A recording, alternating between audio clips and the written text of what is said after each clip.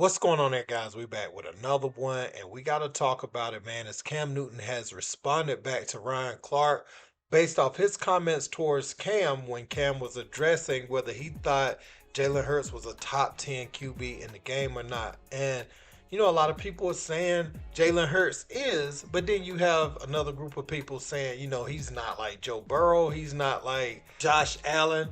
He doesn't have the talent like a Justin Herbert or, they just name all types of QBs. And I think at times Jalen Hurts is somewhat underrated, for what he's able to do. But, we can't ignore how dominant the Philly offensive line is. We also can't ignore that Jalen Hurts is perfect to take advantage of that tush push. He made plays when he had to.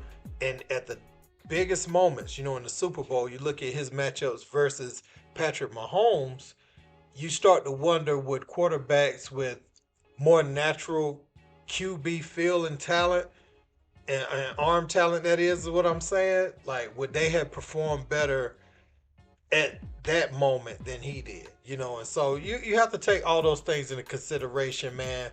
Let's get into what Ryan said, because Cam actually went at him, Gillie, and Dan Orlovsky.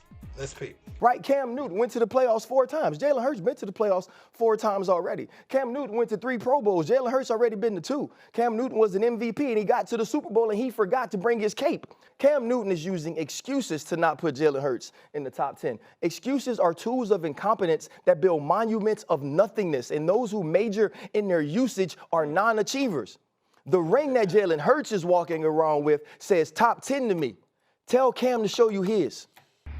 But whatever you think of him when it comes to where he is slotted and how much help he has, you have to go through him to get to the Super Bowl. He is the guy. Just like in the AFC, you have to go through Mahomes.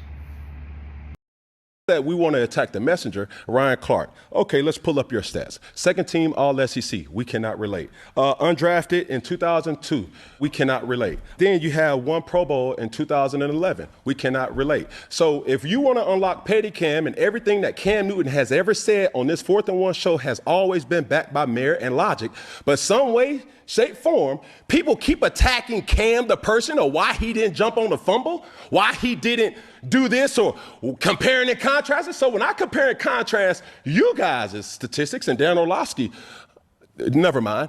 But as we keep going and we keep unlocking and keep poking the bear, just look at the stats, bro. Miss me with the hate. That's so easy to say. Terrell, Ryan, Gilbert. Did you know his album was Philadelphia? I didn't even know how many albums did he drop? 4 studio albums. Oh, I didn't know that. I couldn't look up the units that were sold, but that's one of the main reasons why he's in podcasting now. Chill.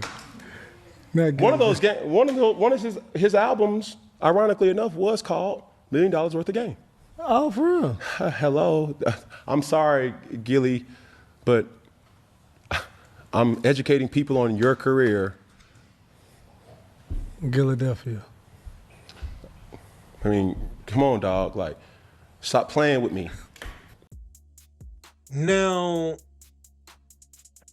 Cam Newton, he gives his takes, and Cam, it's been controversial even since what he had to say about Shedeur Sanders. But what I can say is so far he's been consistent. And sometimes, when you have someone who will speak on everything, that's cool. Cam I think he needs to make sure, though, he gives praise when it's warranted. It's okay to critique, guys.